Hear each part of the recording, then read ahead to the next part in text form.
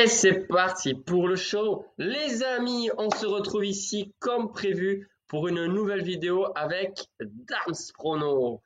Donc, pronostic foot, certes, mais cette fois-ci, on essaie de faire 2 sur 2, hein, pas 1 sur 2.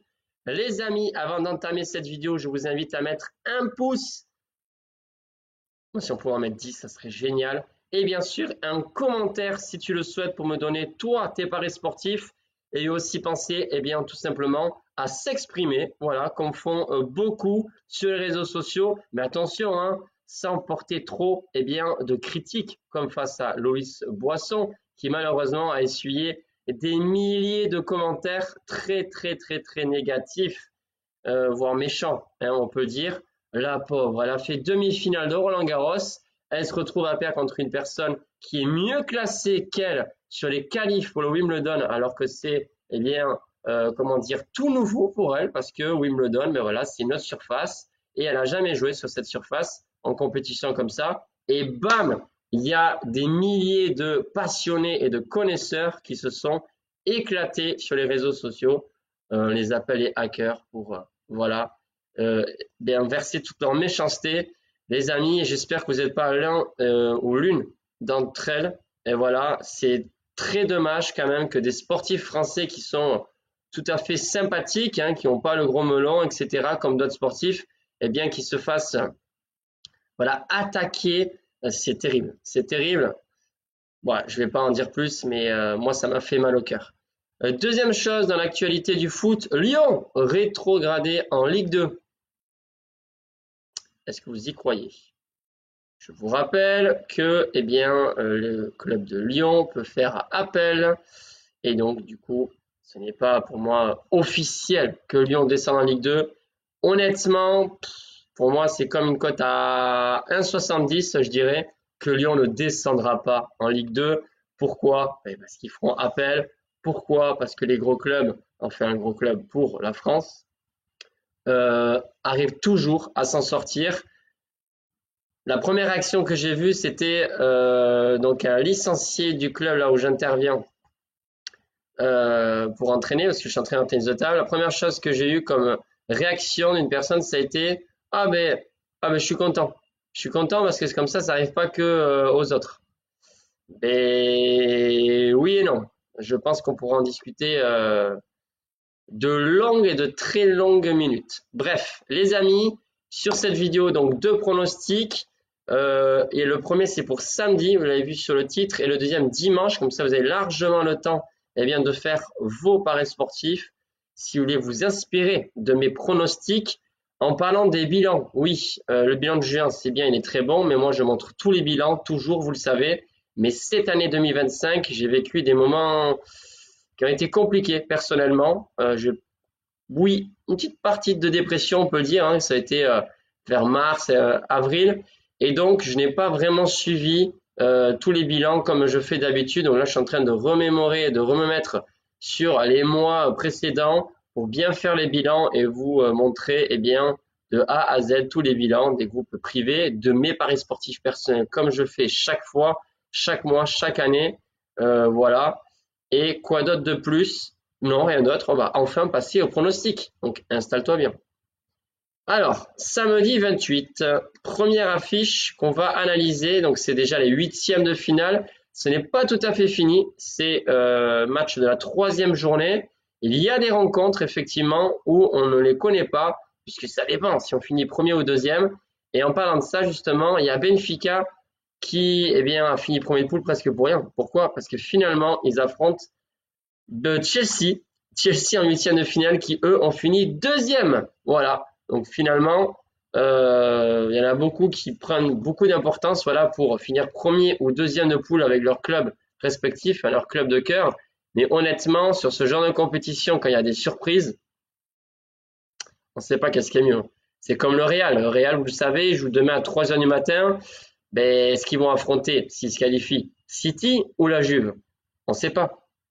Ouais, c'est compliqué, hein, les amis.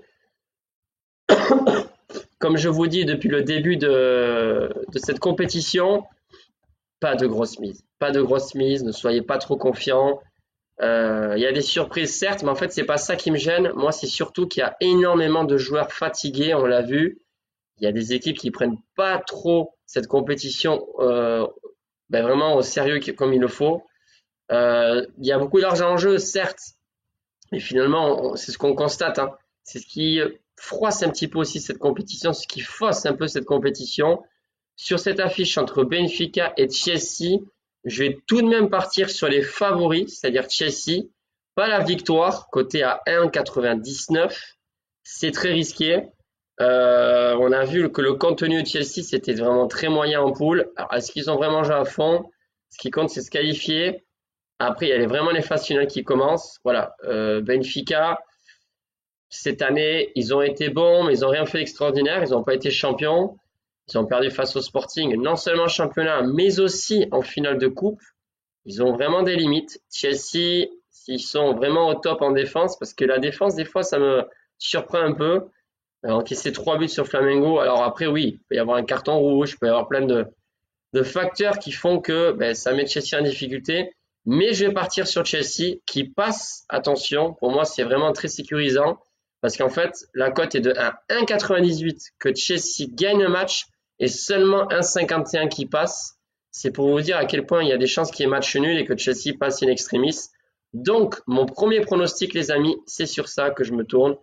Qualification de Chelsea, cote à 1,51 en moyenne. Alors, la deuxième affiche, forcément, elle fait parler. Et là, promis, je vous propose une cote qui est vraiment bien plus intéressante que ce pronostic à 1,51 que j'ai donné avec Chelsea. On va parler, bien sûr, de l'affiche qui fait parler entre le PSG, champion d'Europe, et l'Inter Miami, le club de David Beckham. Et oui, président de ce club qui est ravi, tout simplement de cette affiche pour gagner un peu plus d'oseille. Alors, le PSG, oui, ils sont favoris, coté à 1,19. Le match nul, cote à 6,90. Et la victoire d'Inter Miami, je n'ai même pas regardé, ou je ne sais plus, mais je crois qu'elle est à au moins 10 ou 11. Est-ce que vous voyez vraiment une surprise sur ce genre de match? Est-ce que vous pensez que le PSG doit se méfier de cette équipe? Oh, j'allais oublier, il y a Lionel Messi dans cette équipe. Alors déjà, pour commencer, Messi est bien plus âgé et n'est plus en jambes comme il y a quelques années où il avait encore 30, 31 ans, machin, et ça jouait pas mal. Il marque quelques buts, mais honnêtement, voilà, comment vous dire que il va pas tenir 90 minutes à faire un match extraordinaire, ça m'étonnerait. Il peut être bon, il peut être décisif, mais bon, c'est pas parce que Messi est sur le terrain qu'il va forcément marquer. Deuxièmement, il y a une énorme différence de niveau, on le sait, entre ce club américain et le PSG qui est quand même champion d'Europe. Troisièmement, les joueurs du PSG sont en totale confiance. C'est pas comme si c'était le PSG milliardaire avec les Neymar et compagnie. On est en février, plein d'interrogations. Ils sont en 8e de finale Ligue des Champions. Ils viennent de perdre un championnat contre Auxerre. Non, pas du tout, pas du tout. Donc ces trois raisons-là, me font croire que le PSG va gagner. Mais maintenant, pourquoi le PSG? Je pense qu'ils vont gagner haut les mains. Tout simplement parce que bon, ok, le PSG est au-dessus, mais les joueurs qui ne sont pas forcément titulaires du côté du PSG vont vouloir se donner à fond, j'ai vraiment dit à fond, à 10 000% pour gagner leur place de titulaire, tout simplement. Il y a des équipes, et pas forcément que le PSG, où il y a pas mal de jeunes qui font leur apparition pour la première fois, pour la deuxième fois, pour la quatrième fois, etc., cinquième fois, huitième fois. Et ces jeunes-là, je peux vous dire qu'ils ont vraiment très très faim. Honnêtement, je pense que le PSG va marquer plusieurs fois. Maintenant, quel sera le niveau de l'Inter Miami sur ce match? Il y a moyen qu'il baisse ses bras s'il y a 2 ou 3-0 à la mi-temps, honnêtement. Alors, je vais vous donner ce pronostic, bien sûr à prendre avec des pincettes, comme je vous ai dit. C'est une belle cote et je ne suis pas très confiant, même si mon objectif c'est toujours de faire 2 sur 2. Sur ce match les amis, qui va se jouer donc dimanche à 18h, je pars sur ça, la victoire du PSG avec 3 buts d'écart ou plus. La cote est belle, elle est de 2,14. Voilà les amis pour les 2 pronostics que j'ai à vous donner ce week-end, en sachant bien sûr que c'est le début des 8e de finale, donc il se peut que je fasse une vidéo de plus là demain ou samedi pour les autres affiches en 8e, parce que voilà, ce week-end, enfin surtout à partir de samedi soir jusqu'à lundi, mardi, je ne ferai pas de vidéo.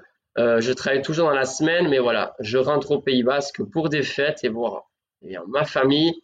Donc si je fais une nouvelle vidéo, ça sera posté demain ou au plus tard samedi.